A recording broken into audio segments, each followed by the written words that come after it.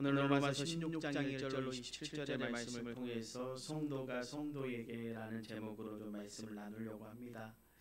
주 4세기 안디옥 교회 감독이었던 크리소스 토모스라고 하는 사람이 있습니다. 우리 기독교 역사에서 가장 설교를 잘하는 사람 가운데 하나로 꼽히는 분입니다. 얼마나 설교를 잘했는지, 원래 그분의 이름이 요한네스라는 이름인데 이 본래 이름보다는 황금의 잎이라고 하는 뜻, 제가 아까 말씀드렸던 크리소스 토모스라고 하는 이 뜻이 뭐냐, 황금의 잎이 라는 별명이 더 유명한 분입니다. 근데 이분이, 이 크리스토 토모스가 오늘 본문 말씀을 두고 이런 말씀을 했습니다. 많은 사람들, 심지어 대단히 선한 듯한 모습을 지닌 많은 사람마저도 성급하게 로마서의 이 부분을 불필요한 것으로 여긴다. 하지만 금을 주저하는 사람들은 조그마한 조각에도 대해서도 주의를 기울인다. 여기 단순한 이름들에게서도 커다란 보물을 발견할 수 있다라고 합니다. 그렇습니다. 오늘 본문을 그냥 마지막에 덧붙여 있는 인사할 정도로만 생각하기에 쉬운데 그렇지 않습니다. 여기에는 로마서 전체에서 사실은 가장 중요한 말씀이 들어요. 그것이 뭐냐면 바로 성도가 성도에게입니다. 오늘 본문은 사도 바울이 로마서라는 편지를 로마에 있는 교회의 성도들에게 보내면서 마지막으로 개인적으로 문안하고 있는 말씀입니다. 여기에는 이 편지를 가지고 가는 베베라는 자매와 그곳에 로마에 있는 26명의 인물을 소개합니다. 그리고 뒤에는 바울과 함께 그들에게 인사를 하는 8명의 이름이 추가로 등장합니다. 너무 이름이 많이 나오니까 복잡하다고 할지 모르겠지만 복잡한 것이 아니라 감동의 도가니죠. 말 그대로 이름 하나하나가 감동의 도가니. 왜냐하면 그냥 이름들이 아니라 바로 성도들의 이름이기 때문에 그렇습니다. 이 세상 가운데 생명까지도 서로 나누어 줄 수 있는 가장 가깝고 특별한 성도된 사람들의 이름이 여기에 기록되어져 있기 때문에 그렇습니다. 사랑하는 성도 여러분, 오늘 본문에 나오는 이름들은 사도 바울에게 있어서 영적인 피부치를 만난 것 같은 감동 그 자체입니다. 여러분, 영화 코바디스라고 하는 영화를 혹시 아십니까? 이 영화에 보면 로마 시대의 그리스도인을 주제로 다룬 영화입니다. 그런데 거기에 노역하는 장면에 한 사람이 다른 사람을 보면서 땅에 슬며시 물고기 그림을 다 그립니다. 그러니까 그 옆에서 그 물고기 그림을 보던 사람이 어떻게 해요? 자기도 물고기 그림을 쫙 그립니다. 대놓고 표현하지 못하지만 그 얼굴에 어때요? 너무 반갑고 감격스러운 표정이 짓는 그런 장면을 본 적이 있습니다. 이유가 뭡니까? 이 물고기는 헬라어로 익투스인데 그것이 예수 그리스도 하나님의 아들 구원자라는 문구에서 5단어의 첫 자를 모아놓은 것이라서 그 당시 그리스도인들을 상징하는 표식으로 사용되고 있었기 때문입니다. 그래서 성도가 성도를 확인하면서 그 속에서 솟아오르는 그 감동과 감격의 표정은 도저히 잊을 수 없는 장면으로 제게 남아 있습니다. 바로 그런 감동이 가득한 것이 오늘 본문 로마서 16장입니다. 그것도 그냥 누구인지 모르는 사람들의 이름이 아니라 한 사람 한 사람 언급할 때마다 수많은 사건과 감동이 지나가는 이름들이라는 것입니다. 이것을 너무 잘 보여주는 말씀이 오늘 본문 13절의 말씀인데요. 주 안에서 택하심을 입은 루포와 그의 어머니에게 문안하라. 그의 어머니는 곧 내 어머니니라. 여러분, 아무에게나 내 어머니라는 말을 쓰지는 않습니다. 얼마나 사랑하고 얼마나 가까우면 그런 표현을 쓰겠습니까? 그러니까 그의 이름을 언급하는 순간 성도로서 함께 믿음 생활하면서 주고받는 사랑과 은혜, 그것이 가슴을 꽉 채우고 있는 것.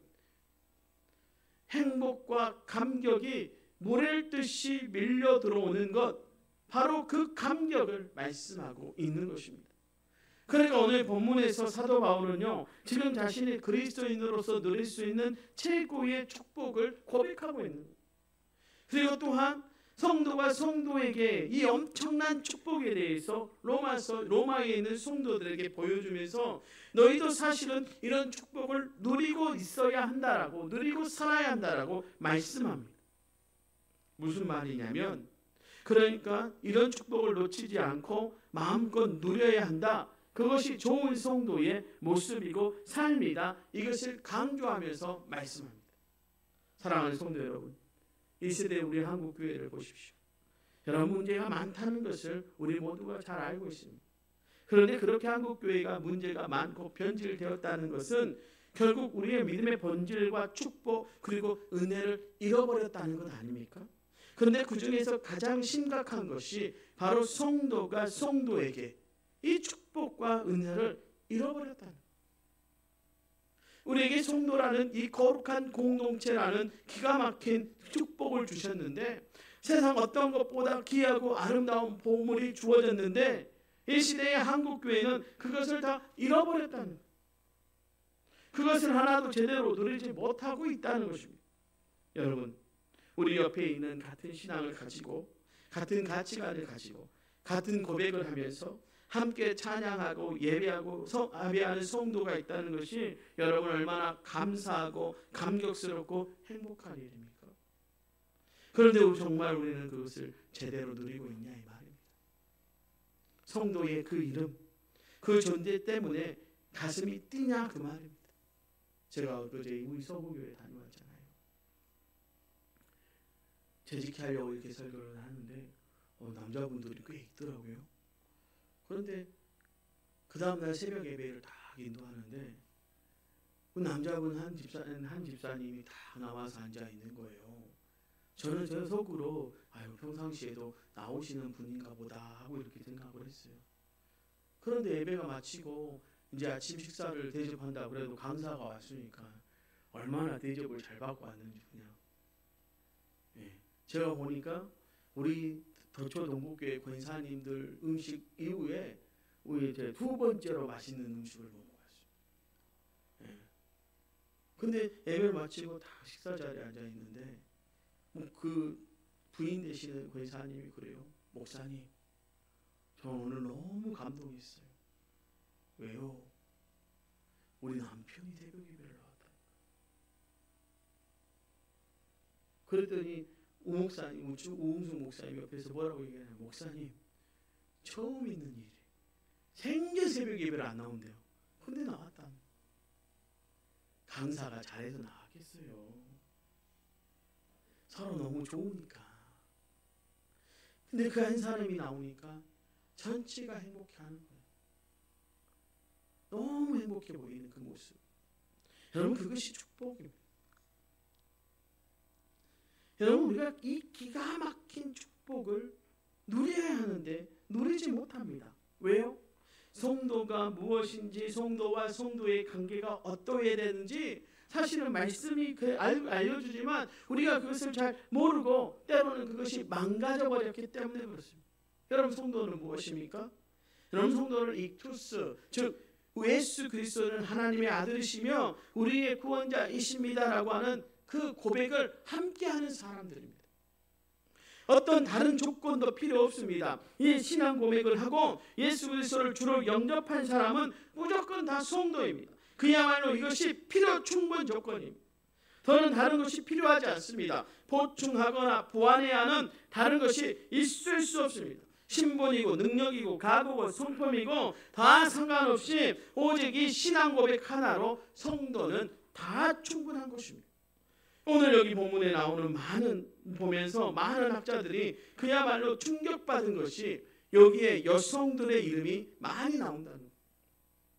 이 편지를 가지고 전달했던 자매의 이름이 베베입니다. 그 베베 외에도요, 순신자로 언급된 사람들 가운데 브리스가, 마리아, 두르베나, 두르보사, 버시, 율리아, 루포의 어머니, 네레오의 자매 등 수많은 여인들의 이름이 나오는데 그것은 당시 고대 사회에서는 정말로 파격적인 일이죠. 그리고 또한 여기에 이름 가운데 다양한 사회적인 신분들이 나오는데 노예도 있고요, 노예에서 풀려난 노예 출신 자유인도 있고요, 나름 사회적으로 높은 신분의 사람도 있다는 것입니다. 그런데 그들을 묶는 하나의 공통점이 있죠. 뭡니까? 예수 그리스도를 주로 믿고 영접한 그 신앙 고백 하나로 그들이 묶어져 있다라고 하는 사실. 그 신앙 고백 하나로 당시 사회에서 그렇게 단단하고 무서운 편견인 신분까지도 뛰어넘는 그 놀라운 역사를 이룬 것이 바로 성도라는 거죠. 그러니까 성도는 참 복음의 산물이죠. 진짜 십자가의 역사라는 말입니다. 어쩌면 우리도 지금 이 성도라는 이 감격스러운 존재의 의미, 그것을 잃어버려서 그 축복을 온전히 누리지 못하고 있는 것일 수도 있다는 것입니다. 그렇다면 성도와 성도의 관계는 어떠해야 하는가? 이에 대해서 오늘 사도 바울은요, 오늘 본문 속에서 계속해서 우리에게 반복해서 하는 말씀이 있습니다. 3절의 말씀을 보면 이렇게 말씀하시죠. 너희는 그리스도 예수 안에서 나의 동역자들인 브리스가와 아굴라에게 문안하라라고. 문안하라. 바로 이것입니다. 성도가 성도에게 쓰고 있는 본문, 오늘 본문에서 15번이나 반복하여 말하고 있는 문안하라. 이것이 바로 성도와 성도의 관계를 말하는 말씀입니다. 사도 바울이 그냥 습관적이고 의례적으로 문안하라라고 말하는 것이 아닙니다. 성도의 이름을 언급하면서 그들에게 고백하고 있습니다. 여러분, 그냥 고백한 게 아니라 그들이 어떻게 했고 나와 어떤 관계를 가지고 있는지 그들과의 그 역사의 이야기, 그들과 그들 사이에 일어난 이야기를 하지 않습니까? 여러분, 제가 장례하면 우리 성도들은 잘 아시죠? 제가 장례 설교를 할 때 제가 말씀도 전하지만 빼놓지 않고 이야기하는 게 뭡니까? 그 성도와의 에피소드. 사도 바울이 그들을 문안하라고 말하면서 그들과의 에피소드, 그들과의 사이에 일어났던 일들을 다 이야기하면서 문안하라고 말합니다. 그런데 문안하라고 지금 간접적으로 표현하고 있지만 진짜 의미는 내가 문안합니다라고 직접적인 표현을 하고 있는 것입니다. 바로 그렇게 문안하면서 사실은 성도 한 사람 한 사람에게 자기의 사랑의 의미 말씀을 고백하고 있는 거죠. 그러면서 동시에 로마에 있는 성도들에게도 성도와 성도와의 관계는 이러해야 한다라고 말해주고 있는 것입니다. 그런데 중요한 것은 그럼 왜 문안하라고 말하는가? 이 문안하라는 말의 뜻이 무엇인가? 이것은 헬라어로요 아스파조마이라고 하는 말을 씁니다. 그런데 이 말의 기본적인 뜻이 뭐냐면 포옹하라. 포옹, 안아주라는 말. 그러니까 성도가 성도를 만나면 무조건 포옹, 안아준. 여러분 안아주십니까?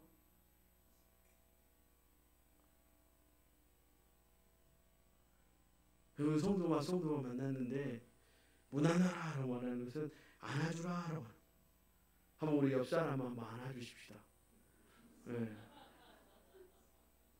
우리 장로님하고 앞에 계신 권사님들만 축복이 넘칠 줄로 순종하는 자에게는 무조건 복이 넘칩니다. 여러분 이것이 당시 사실은요 성도들의 인사였어요. 그냥 겉으로 포용한 것이 아니라 이 아스파조마이는 이 말에는 포용하다는 말 외에 세 가지 의미가 더 있습니다. 그래서 포옹하고 안으라고 말하는 것입니다. 첫째는 좋아하다라는 뜻입니다.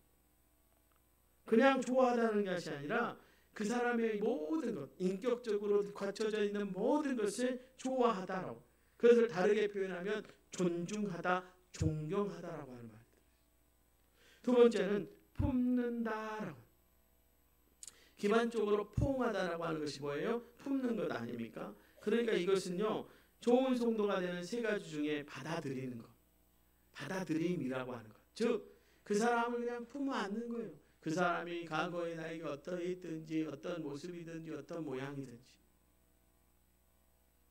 그냥 품어 안아주는 거예요. 교회는 그런 곳이어야 돼요.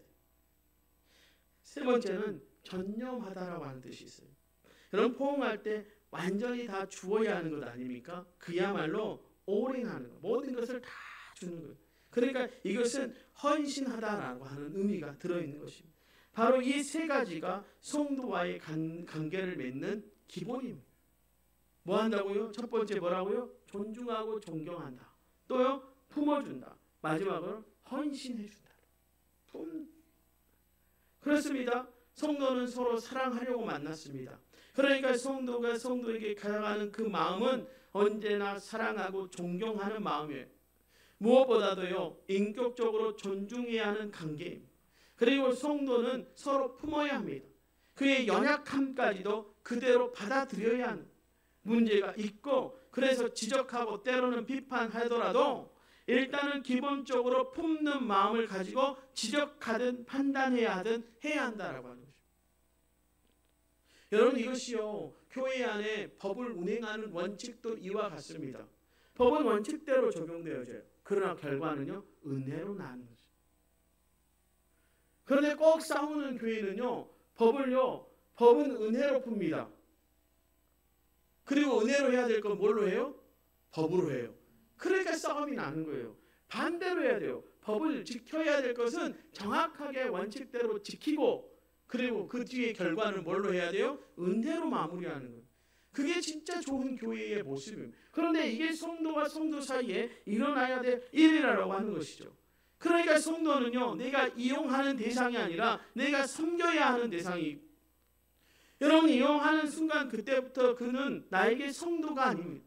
여러분, 섬길 때, 섬기기 위하여 나의 모든 것을 다 내어줄 때, 그때 그는 정말로 나의 소중한 성도가 되어지는 거죠.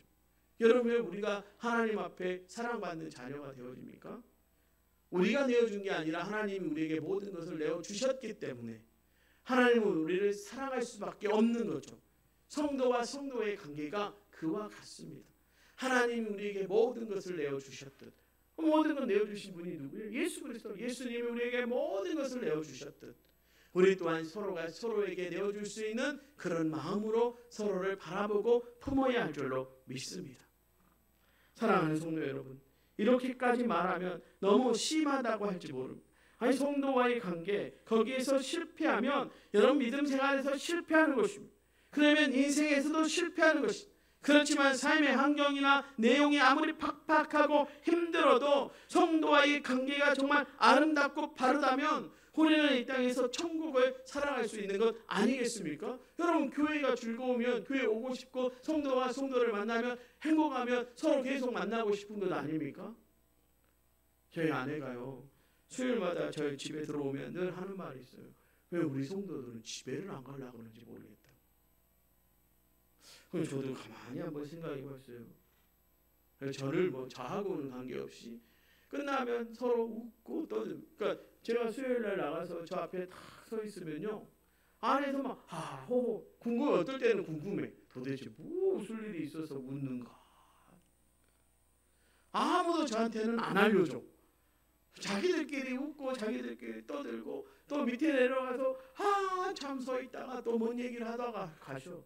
근데 그 모습이요, 제게 너무 아름답게 보인다라고 하는 것이죠. 여러분, 잘하고 계십니다. 우리는요, 내 옆에 있는 성도 때문에 복된 인생으로 살아가는 거예요. 내 옆에 있는 성도가 내 성도가 되어줬기 때문에 우리 교회가 이렇게 든든히 서가. 제가 하루 이렇게 우이허브 가 있었는데요, 밤에 자면 그렇게 우리 교회 성도들이 보고 싶어요. 저는 어디 가면 교회 생각만 나. 그래서 들어오자마자 장로님 그렇게 전화드려요. 잘 다녀왔습니다. 도착하자마자 교회에 빨리 가고 싶어가지고, 그랬더니 누가 서운해 하더라고요. 옆에 성광교회 목사님이 아침에 올 줄 알고 기다렸다는 거예요. 내가 거기를 왜 가냐고, 우리 교회 먼저 가야지. 교회가 잘 있는지, 성도들이 잘 있었는지 늘 궁금합니다. 저는 우리 성도들이 그러기를 주님의 이름으로 축원합니다. 사랑하는 성도 여러분, 한번 주변을 돌아보십시오. 여러분 주위에 있는 성도들 한번 봐보십시오. 날마다 만날 때마다 마음껏 포용해줘야 할 귀한 지체들 아닙니까? 이 어느 세상의 노래의 제목처럼요, 그대 내게 행복을 주는 사람, 바로 옆에 있는 사람입니다. 우리 한번 고백해 볼까요? 우리 옆 사람에게, 당신 때문에 정말로 행복합니다.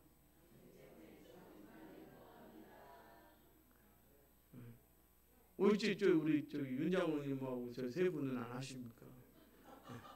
네.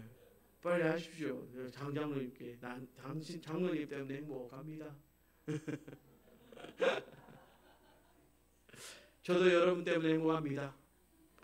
예, 예. 감사합니다. 감사합니다. 여러분, 성도가 성도에게 무난하는 오늘 본문의 말씀을 통해서 사도 바울은 교회가 그렇게 서로를 아끼고 사랑함을 통해 서로 복된 인생 되어져야 한다라고 말씀하고 있는 것입니다. 그리고 그들을 향해서 두 번 나누어 축도하고 축복하는데요. 그 축복의 말씀을 들으면서 오늘 말씀을 온전히 받으시기를 주님의 이름으로 축원합니다. 먼저 19절로 20절의 말씀을 보겠습니다. 너희의 순종함이 모든 사람에게 들리는지라. 그러므로 내가 너희로 말미암아 기뻐하노니 너희가 선한 데 지혜롭고 악한 데는 미련하기를 원하노라. 평강의 하나님께서 속히 사단을 너희 발 아래에서 상하게 하시리라. 우리 주 예수의 은혜가 너희에게 있을지어다. 아멘. 좋은 공동체를 이루라는 말입니다. 그러기 위하여 선한데 지혜롭고 악한데 미련하라는 말을 하고 있습니다. 그렇게 해서 서로 싸우고 갈등하는 사단의 관계를 박살내는 승리의 공동체, 십자가의 공동체를 이루라고 말씀하는 것입니다. 그렇습니다, 여러분. 우리는 선한데 지혜로워야 합니다. 그러나 악한 데는 미련해야 합니다. 서로 사랑하고 그래서 좋은 공동체를 세움으로써 우리 하나님을 기쁘시게 하는 성령님의 감동에는 민감해야 하고요. 그리고 거기에 결단하고 순종해야 합니다. 그렇지만 교묘히 부추기고 서로 갈등하게 하는 악한 관계, 음성에는 둔감해야 합니다. 사단 마귀의 음성은요, 무슨 말인지 못 알아듣는 것이 좋습니다. 여러분, 그래야 건강한 공동체가 되지 않겠습니까? 사랑하는 우리 도초동부교회가 그런 건강한 교회, 좋은 교회가 되기를 주님의 이름으로 축원합니다. 두 번째로 25절로 27절의 말씀을 보십니다. 나의 복음과 예수 그리스도를 전파함은 영세 전부터 감추어졌다가 이제는 나타내신 바 되었으며 영원하신 하나님의 명을 따라 선지자들의 글로 말미암아 모든 민족이 믿어 순종하게 하시려고 알게 하신 바 그 신비의 계시를 따라 된 것이니 이 복음으로 너희를 능히 경고하게 하실 지혜로우신 하나님께 예수 그리스도로 말미암아 영광이 세세무궁하도록 있을지어다. 아멘. 함께 예수 그리스도를 증거하고 복음을 전파하는 삶을 살아가야 하는 것입니다. 내부적으로 함께 좋은 공동체를 이루면서 살아가는 것이 핵심이라면 외부적으로는 온 세상 앞에 우리의 주님의 복음을 전파하면서 증언하는 삶을 살아가는 것이야말로 성도가 성도와 함께 살아가는 가장 좋은 모습일 줄로 믿습니다. 그러니 우리는 저 안으로는 좋은 공동체, 오늘 우리 장로님이 기도하신 것처럼 오고 싶은 교회, 가고 싶은 교회, 함께하고 싶은 교회, 그런 교회가 우리 도초동부교회이기를 주님의 이름으로 축원합니다. 그리고 여러분의 삶이 오늘 장로님이 제 설교를 들으신 것처럼 기도했어. 내 미리 온 것도 안 줬는데 뭐라고요? 예수 그리스도의 향기로 살아야 돼. 여러분이 밖에 나가면 예수의 향기가 나야 할 줄로 믿습니다. 여러분의 삶의 향기가 예수의 향기여야 돼. 여러분, 예수의 향기가 얼마나 향기롭습니까? 제가 어제 어느 드라마를 보는데요, 중년의 이 로맨스를 이렇게 하는데 이 여자분이 막 화를 내니까 이 중년의 남자가 뭐라고요? 막 성질을 내면서 꽃은 성질을 내면 안 된다고. 왜 꽃이 성질을 내냐고 막 화를 내는 거예요. 그러니까 그 여자가 뭐라고 그래요? 꽃이 성질을 내면 안 돼요? 그러니까 남자가 맞아요. 꽃은 성질을 내면 안 돼요. 꽃은 항상 웃어야 해요. 저는 우리 성도들이 밖에 나가서 꽃과 같이 웃을 수 있기를 주님의 이름으로 축원합니다. 여러분, 여러분의 얼굴이 예수의 얼굴 되면, 여러분의 얼굴에 미소가 끊이지 않으면 그것이 예수의 향기 나는 것 아니겠습니까? 저는 우리 도초동부교회 성도들이 어느 곳에 가든지 그런 얼굴로, 그런 향기로 살아갈 수 있기를 주님의 이름으로 축원합니다. 부를 때마다 가슴 벅찬 찬양이 하나 있죠. 모든 열방 주 볼 때까지입니다. 특히 그 가운데 이런 가사가 있습니다. 주의 영광 이곳에 가득해 우린 선의 주님과 함께 찬양하며 우린 전진하리 모든 열방 주 볼 때까지. 여러분, 우리를 통해서 모든 열방이 주를 보게 돼 있습니다. 이 부분을 부를 때마다 가슴이 벅차고 감동한 것은 성도가 그렇게 살아갈 때 열방이 주를 보기 때문에 그러는 것 아니겠습니까? 성도와 함께 이 땅을 살아갈 때 이런 모습으로 살아갈 수 있기를 주님의 이름으로 축원합니다. 오늘 로마서를 끝내면서 사도 바울이 로마에 있는 성도들을 향해 드린 이 축복의 말씀이 저와 여러분의 삶을 통해서 이루어지기를 주님의 이름으로 축원합니다.